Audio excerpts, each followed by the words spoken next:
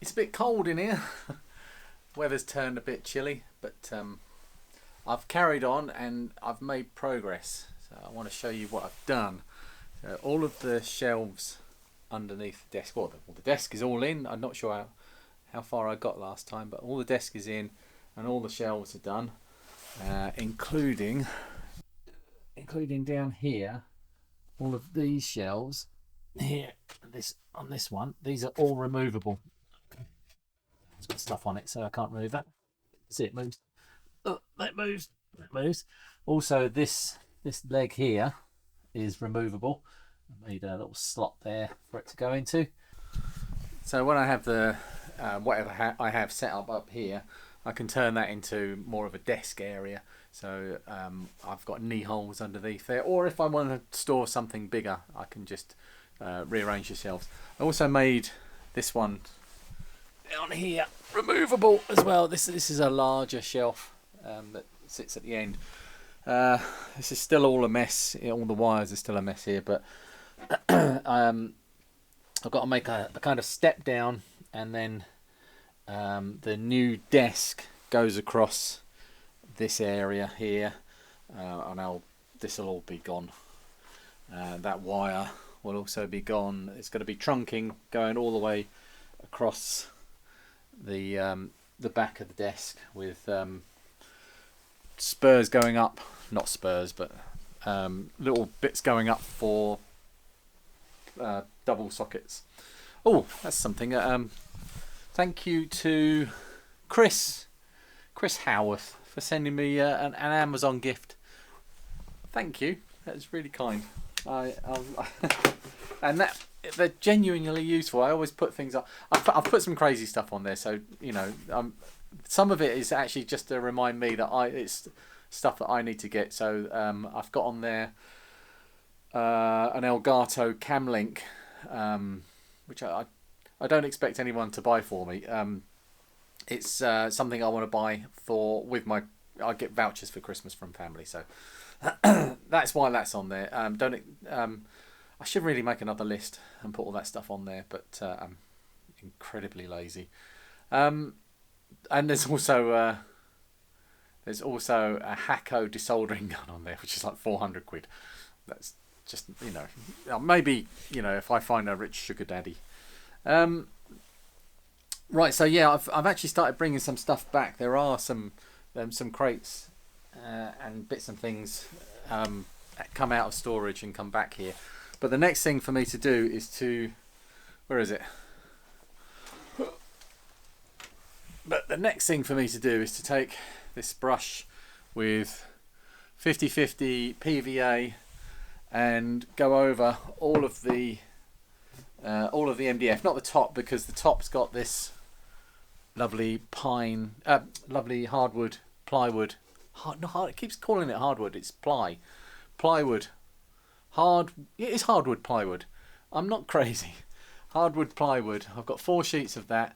There's one for the desk area at the end there, which isn't going to need a full sheet, and then 3 sheets to go across here.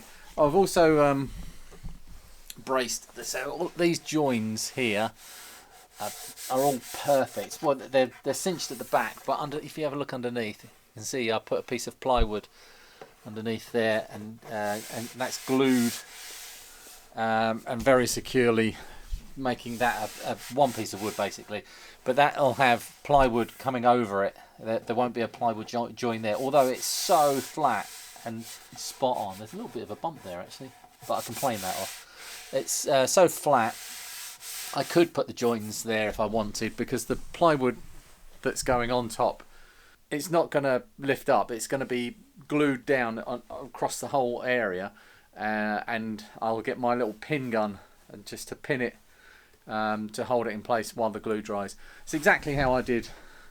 Right, so the next thing to do after I've got all of the wood sealed, so I've got to basically paint all of it with a layer of this PVA. After I've got that done, the next thing to do is to paint. So I'm going to paint the wall is going to be a light grey. I still need to sort out that corner as well. There's a load of shelves up there that need to come down but I've got to find somewhere to put everything. So I want to paint this wall, most of this wall, I can't do the corner, light grey. Then paint all of the shelves and lower area of the unit all white. Paint the bottom, wait for that to dry, take everything off the top, put it back under the shelves, clear out some of the rest of, I mean, I've got stuff all over my workbench. Both workbenches are covered. I've got all of this wood all stacked up in here. That all needs to go. Some of it's going to be used for other things, like for instance the trim that's going to go all along the front of here. It's going to hang down like just like probably double the thickness of that, just to make it look a bit chunkier. I'd probably cut that from these boards. This is an old wardrobe, but it's nice ply. It's nice pine wood, and nice and flat and stable.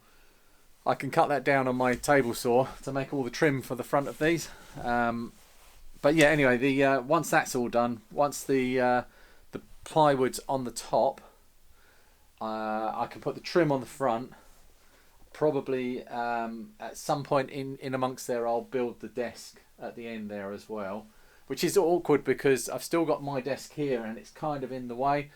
Again, I've got nowhere to put anything, so I'll need to dismantle all my computer and everything, shift it all out of the way, build the desk, and then put the computer back in. That's going to need, some thinking about, because I need to know how to mount monitors and what monitors are going in there. I still need to do something in that corner over there. The desk ends, so the workbench ends here, but that's just like a temporary workbench there. So I'm not sure. I want to make something a bit more substantial, possibly to go across there, and storage in that corner over there, going all the way up. Similar to the units underneath here. So I'll have, what is it? It's 1, 2, 3, 4, 5, 6. Probably enough space over there to store another 16 crates. If I have 2 rows of 8 or 2 columns of 8, they're not rows. Anyway, it's all going well. I've got everything I need now, I think. I've got all of the wood I need. That's phase 1. So all of the lower unit and desk is phase 1.